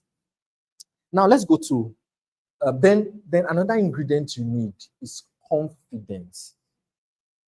Even if you're talking nonsense, please say it. I not say you should talk nonsense. Disclaimer, disclaimed. Don't just say that you talk nonsense. Please know what you're saying. Point is, even if you're not very, very in-depthly knowledgeable yet, the little you know, please say it with confidence.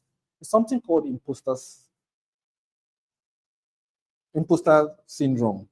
A lot of people feel like they're not worthy enough, you're not qualified enough to share some things, especially when you feel like you don't have results yet. But that is your village people turning you somewhere.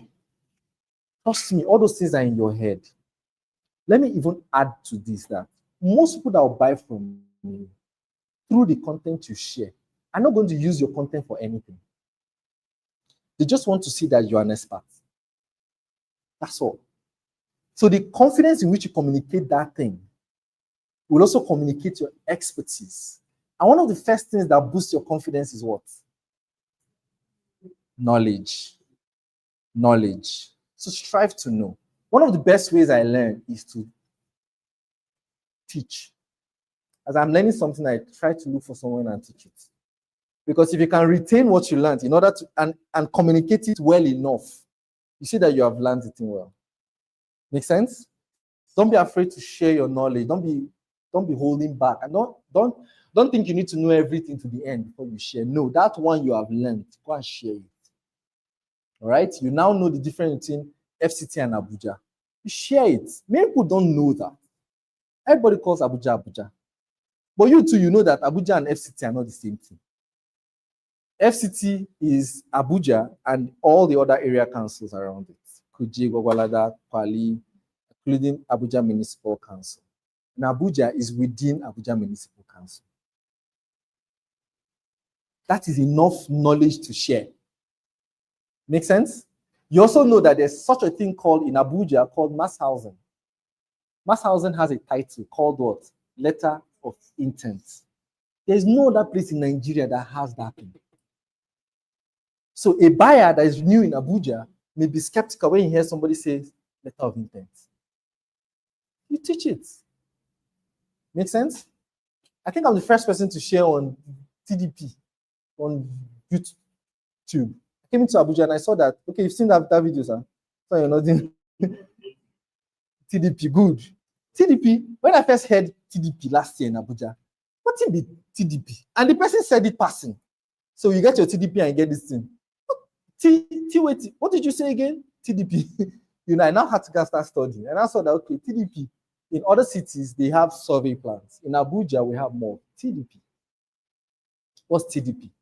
Technical Deeds Plan. Or some people call it Title Deeds Plan. Right? Next thing, boom, I set up my phone. I made a video and I posted it out there. Now, as I'm sharing it, I'm retaining the knowledge. And I'm getting questions too from people that I did not know. Don't be afraid to get questions you don't know. I think that's where it starts from. You feel like you should know everything. Me sitting down here, you may even know more things than me. Yes, but I'm the one that is sharing the one I know. The one I know. Makes sense? And I'm not even afraid to share it online because highest you say he doesn't know now. Is that not true? You look at me.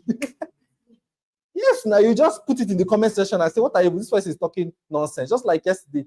I shared around the event, Wiki and the FCT minister and naval officer. So I shared my own view because there are things I picked in that video. He asked for two things.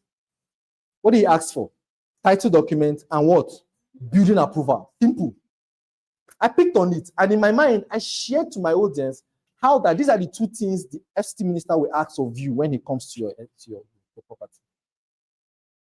Some people now came into the comments, you didn't have to jump on this thing. I know there's one guy I know, and he goes, Jeff, you shouldn't have jumped into this thing. And I started talking nonsense. And I told him in the comment section that I shouldn't have jumped on this as an expert. And I knew people will read that thing. I needed to blow my horn. I'm an expert, man. And I went to get the FCT Act of 1976. Unknown to him, I printed that thing last year when I came to Abuja and I read it. And even the Land Use Act of what, 1978. And I quoted some part. He asked that, can the FCT minister revoke a property with title? I said, of course. You are the one that doesn't know. There are 4 different things that will make the FCT minister revoke a title in a land in Abuja, no matter who owns it. And I shared it there. That's the one I know. My knowledge ended there. Any other thing I don't know. Make sense? But not afraid to share. Highest, you will not like me. And that's okay. You're 1 out of 8 billion people. Do you understand? Like, you don't have to like me now. You can buy, see, we don't have to be friends, just do business with me, finish. So please, let's not be afraid to share our knowledge. It's called imposter syndrome. You know that thought in your head that says, oh, I don't know enough. Unknown to you, somebody asked me in a training the meaning of PDF. Somebody has also asked me the meaning of a page, Facebook page. I was sharing on how to leverage social media to grow. And somebody asked me, what is a Facebook page? As simple as that is. And so when I teach, right, or when I share my knowledge, I like to share it to that one person that I know. I mean, let's say I'm in B, I move from A to B. There's one person in A. I don't need to be in Z or Y. If you're an expert, no problem in your own pocket. Correct me and I'll take my correction. If there's any way you feel like I didn't get it right, like I say in some of my videos, at the end of the video, I'll say something like, so the goal of this content is to educate you. But if you have any questions, doubts, concerns, or corrections, you can leave it in the comments or send me a message. I'm not afraid I don't know it all. Make sense? If you have that, it will shift in your mind. Okay? Confidence. So two things, knowledge. The second one is what? Appearance. Makes sense. Appearance. You know, we grew up with this mindset of church cloth and house cloth. How many of you, it's Gen Zs now that I don't even know their own of generation? We used to have church clothes, and once you come back from church, what do? You can't keep it somewhere. So some of us grew up with that mindset. So when you're going to site or you want to make videos, you wear what? House clothes. Or what do you call it? Outing cloth. And then when you now want to go to church, you now bring out your but forgetting that there's how the way you dress makes you feel. There's a certain level of confidence the way you dress will give you. In fact, feel overdressed than underdressed. See, feel every time. Try to feel. You know how that feeling of I think I'm overdressed for this occasion is better than underdressed. When you're underdressed, your confidence almost dies immediately. You start judging yourself even before somebody asks you. Somebody came to you and said, don't mind me, I'm from work. That's why I'm looking like this. Who asks you? Who? You see that your confidence has started even reducing. So at that point, even when you want to, talk with, and I mean, there's hardly a second time to make a first impression. There's hardly. That thing has entered, it has clicked. So even if next time you don't look good, they know that you look good before. Like, no, something, maybe he came from. You get to start giving you excuses. Unlike when they first met you, maybe the first 2 times you're looking somehow. Yeah? These are important things. I remember then when I started real estate new, I didn't have a lot of inspections, I didn't even have a lot of money. So I wear my tie and my shirt. Of course, I won't have, anything like serious dress down. Now sit down. Now make my videos. Right? I know that the outfits will boost, first of all, my confidence. Number two, it's communicate a message to the people there. I'm not here for a joke. That's what it's communicating. I'm here for serious business. Make sense? Because when you want to do serious business, what do? You wear a serious dress and sit down in the boardroom and talk. So I used to assume that my video is a boardroom all the time. Make sense? This is very important. Finally, I don't dwell too much. Are we picking up anything here? I mean, this is just like a reminder, right, of some things we already know. I want to talk about batch creation because batch creating can help you stay consistent. But we tired and exhausted? Okay, so let's talk about batch creation briefly. One of the ways to stay consistent in video making is batch creating batches. Is the most predictable way to stay consistent. If you decide to make video every day you have to post, you will definitely not be consistent. It's proven. I have tried it. And I see that batch creation is the best way to go. Now, what is batch creation? Batch creation is simply sitting down and deciding that, okay, in the next 2, 3, 4 hours, and by the way, sitting down for a period of time to achieve one result is actually a skill you must work on. The world is so distracted that you think that some things you pay attention to is important and expedient, while is a distraction.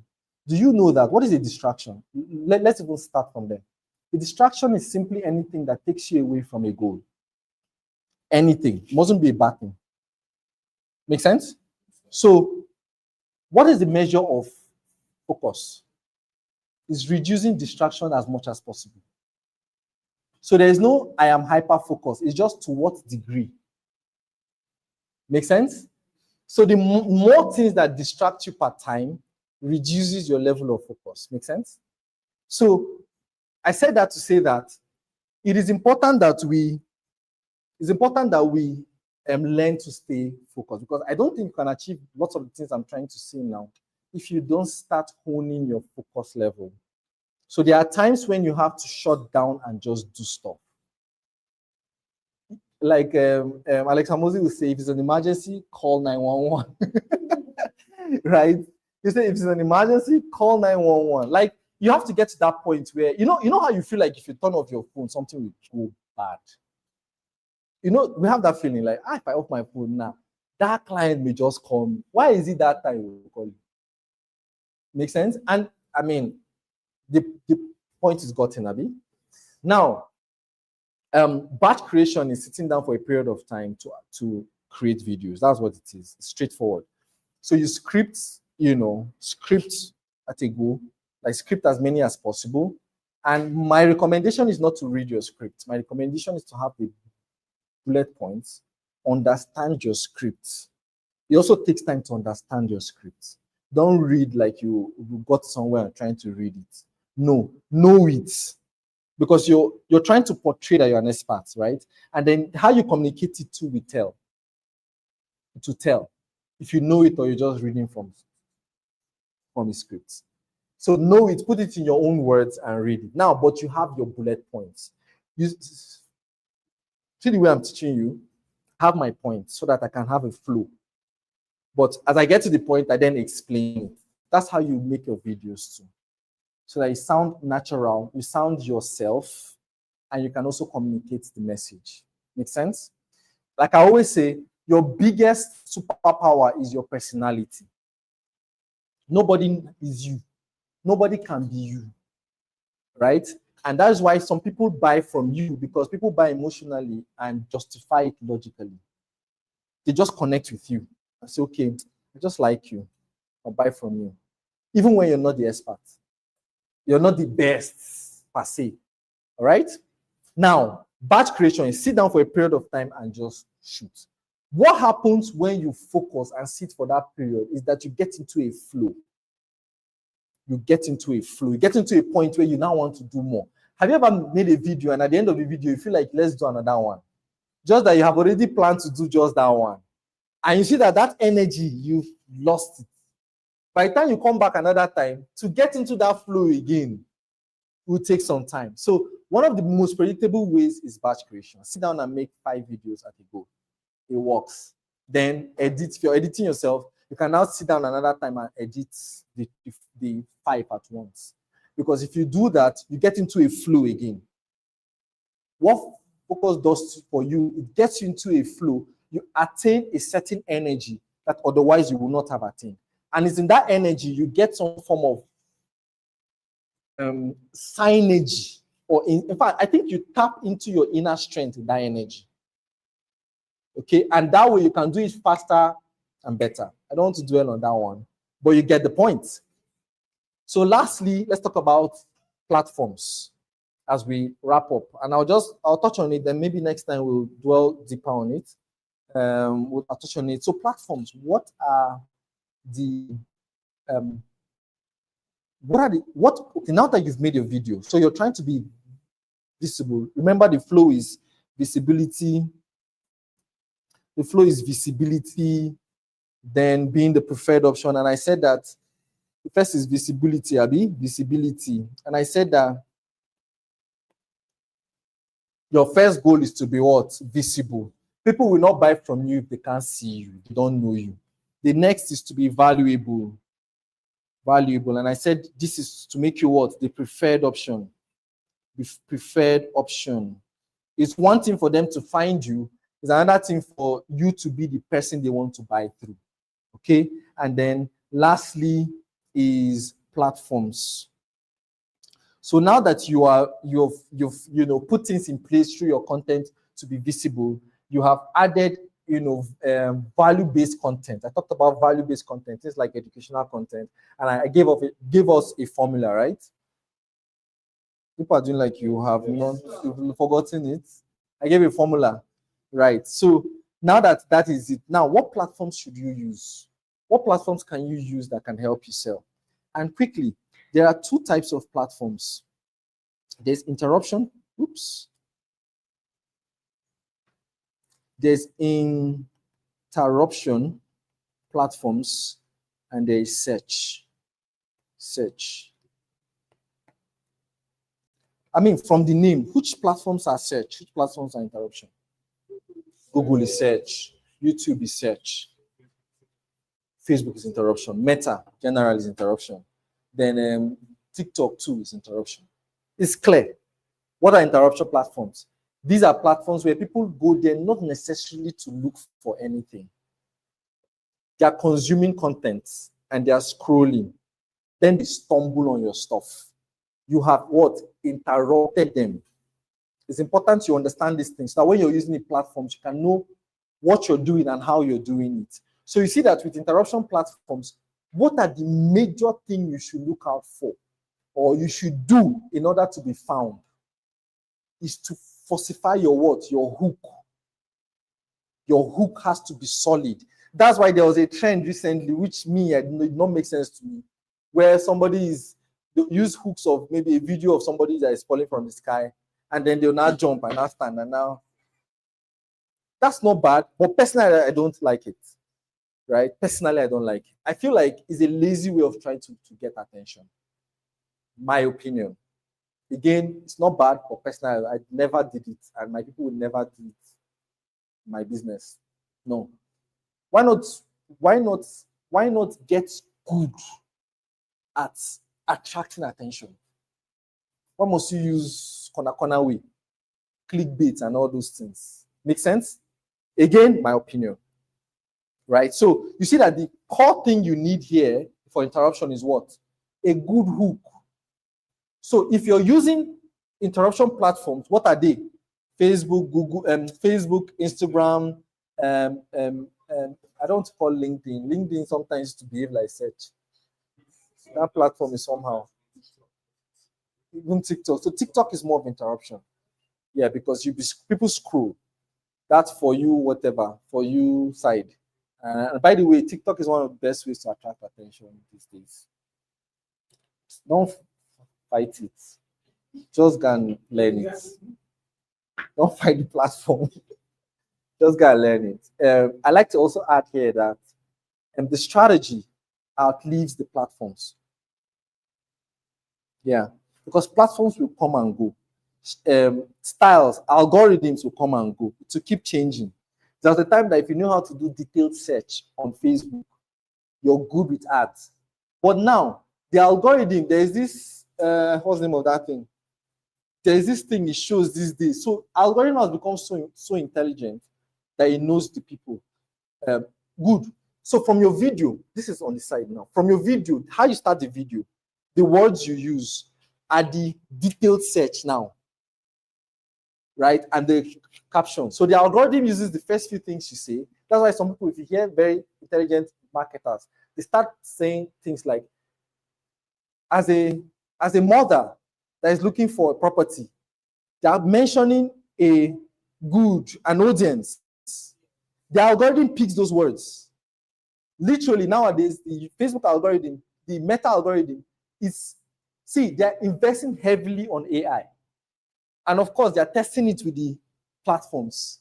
So you see that the algorithm will keep changing. So if you keep pursuing algorithm, you will keep phasing out and phasing out. These days, hashtags barely work on Meta. Barely. If you do it, you just want to do it to add space, to look like you're intelligent. They hardly work these days on Meta. Why? The platform has outgrown those things. It has become very intelligent. It literally reads your words. and knows who you are addressing them to.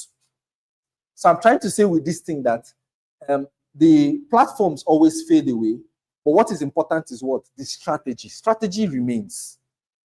All right? So so this one is what? Hook. That's the major thing, right? Then for search, what are the major things you're going to be using to optimize your videos? Keywords. Keywords. Keywords. Why?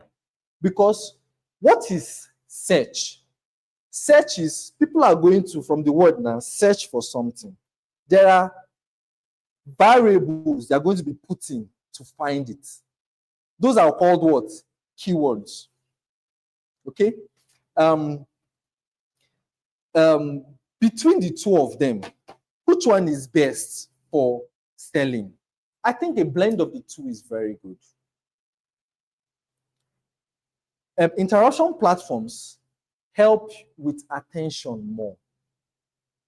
You catch attention more. You catch attention away from people that even know that they have a problem. They have a problem, but they don't know they have a problem. So your video highlights the problem and presents you as the solution carrier of that problem.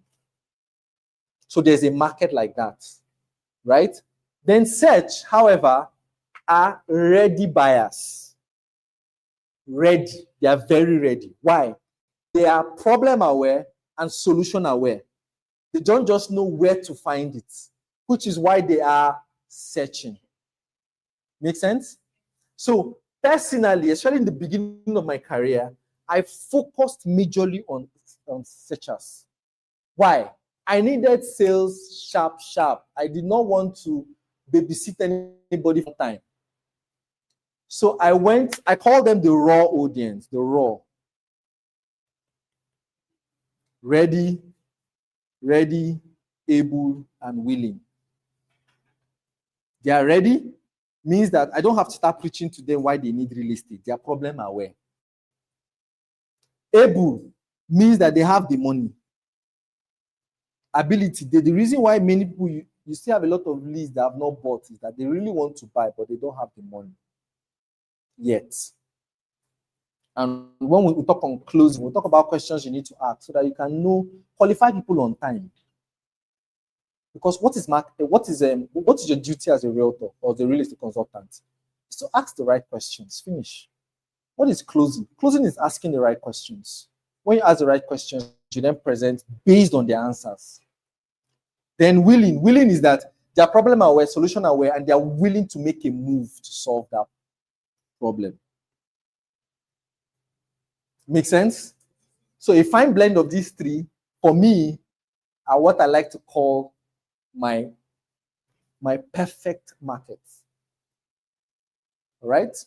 So we'll wrap up with this so that I don't overwhelm you. But the point I'm trying to make here is a fine blend of interruption and search. But I also like to suggest that, again, don't get overwhelmed with multiple platforms. For me, the key platforms I use majorly, personally, are Facebook, YouTube, and my WhatsApp. My WhatsApp is my avenue for nurturing. I use it in nurturing leads. Remember, the goal of advertising is what? Leads generation. Who are leads? Leads are people that have potentials. That's the word. They may not buy today, but there's a potential. Make sense? Good. So those are leads. So the goal of advertising is what? Leads. So don't get vexed or irritated or angry when you're just attracting leads, because that is what you're doing. It's called advertising. And the goal is what? Leads generation. Then you have to find a system to nurture them. How do you do that? By showing up every day. By creating content as often as possible. You see where organic content plays a part. Ads will bring them. Organic content will convert the leads to what? Customers. And who are customers? So for me, the nurturing is the marketing. It's building likeness. It's building a lot of trust. Okay? That's the nurturing. And then eventually they convert to buyers. Make sense? So with this, comes to the end of today. And if you have any questions, please ask me. I don't think I want to keep you any longer. I've stretched you a lot. Was this 1 hour, 40, 50 minutes? What's your time? Did I earn the value of your time? Right. So this is the second installment of our three-part installment on how to convert strangers to buyers. Um, last week, of course, we did the introduction. This week, we are doing the visibility. And then next week, we'll do the conclusion. We'll talk about follow-ups and closing. Make sense? Talk about that next week. Closing for me is like a full day conversation because follow-up starts when a lead contacts you. Closing starts when the lead contacts you. You know, even the way you respond is part of closing. So you're lying down and you do hello, hello. Like my Igbo people will say, hello, Onye. You're already killing your closing. Do you get? So that is part of it, right? Okay, so thank you so much again. My goal today is to sell off 100 copies of my book. We've sold 31 already, as at before the class. My goal is to sell off the remaining 100 by 8 p.m. today. I'm on a mission to do that. Oh, beautiful, fantastic. Thank you so much, sir. So you have your 3. Yeah, sure, you can always share with people. Yes, you take 1. Beautiful. So again, if you want to join our platforms, I think she's already in the group now. Jenny's already in the group. If you wish to work with us and join our platforms, there's a barcode or there's a link in the comment section of this video. You can join us. And basically that's it. So I see you again next week.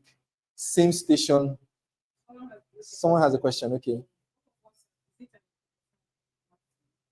Okay, so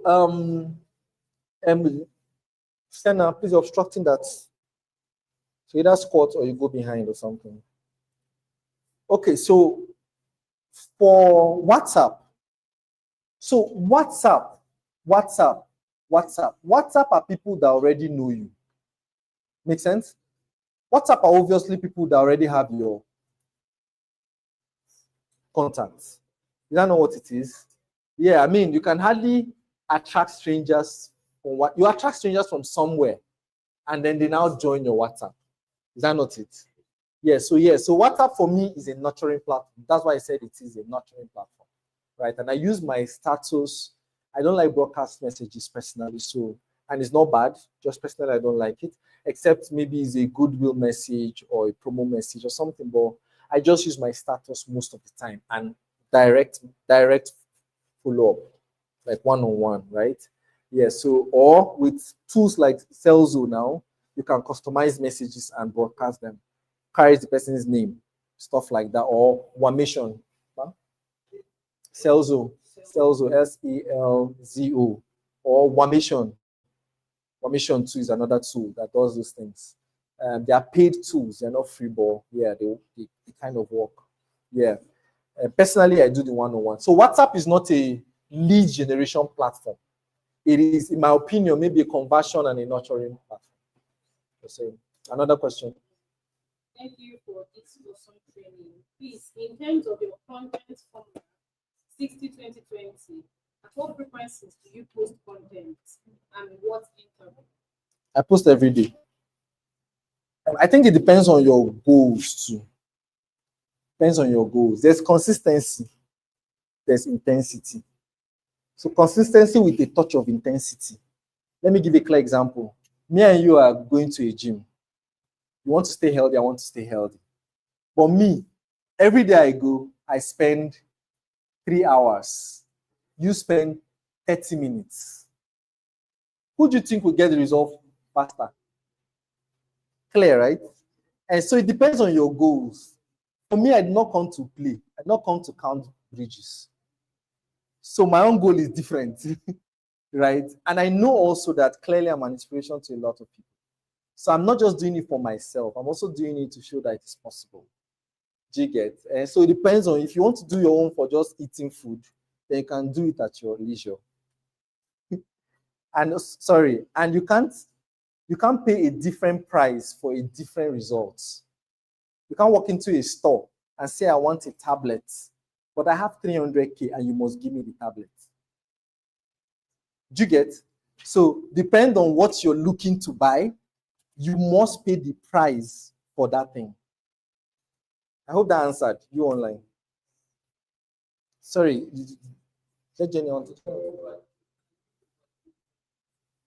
So there's no such thing as overdoing content. In my opinion, it doesn't exist. Which app do you want to listen to? I did not call you, Siri. Sorry. Doesn't exist. It's just in our heads. You know, the assumption is that the people that watched you yesterday are watching you again today. But that's not true.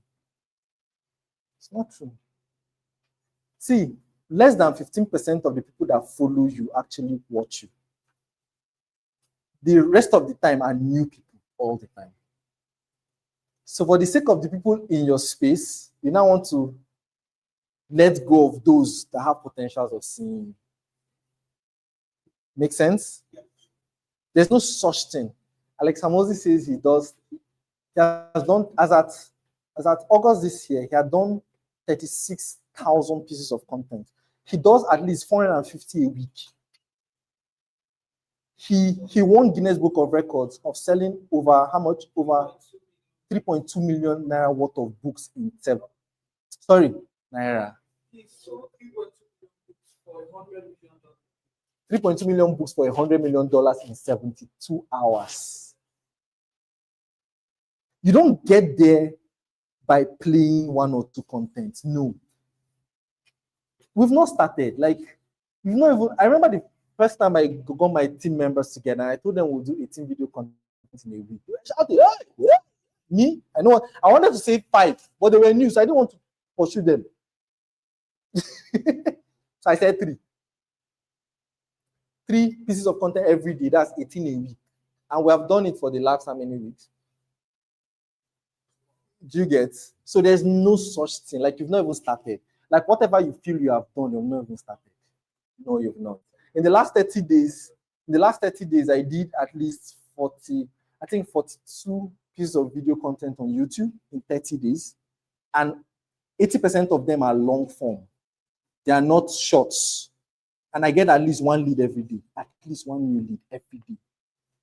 That's how you build sales. That's how you build a system that brings sales. You don't do it by, oh, today you're tired. Oh, I'm tired. No. You pay the price or you don't. There's no 2 ways about it. There's no, and that's why the internet is beautiful. No days off. It's there. It's there. Like, no days that, oh, okay, I'm off today. No. It's there. And for me, creating content is an integral part of my day. It's not what I do when I have time. It is the time. Make sense? Yeah, it is a part of my day. And one of the best ways to do it smoothly is to study often. Study often. You can put up a camera now, talk things to be nice. And how do you study? How do you study? Personally, I don't, not necessarily reading one book over and over. I just watch what other people that are ahead of me are doing. Simple. And let me add a secret here. Creating content mustn't be domain specific all the time. It mustn't just be real estate. There are other things that make this person buy from you. Things like his own goals, things like his investing strategy, things like what he understands as finance. What do you even understand? What are the other types of investments? Volatile investment, non-volatile investment. It mustn't be domain specific. Make sense?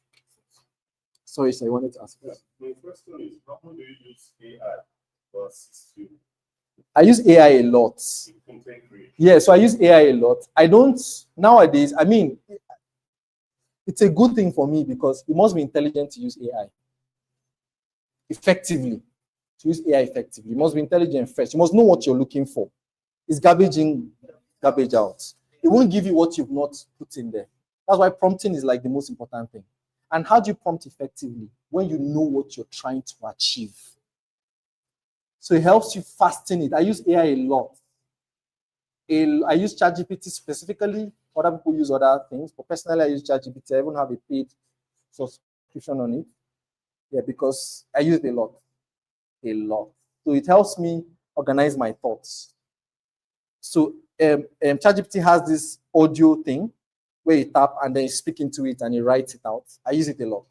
So my thoughts just come, I press it and I start to talk. Do you get? That way I don't wait to settle down and get another new inspiration and not come and start writing when I have AI. Don't fight it. Use it. Yeah. Any other question? Okay, so I think at this point we need to go. Thank you so much, guys.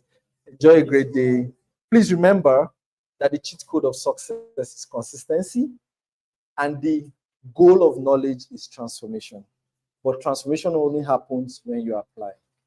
Please, thank you so much. Enjoy a fantastic day. Yeah.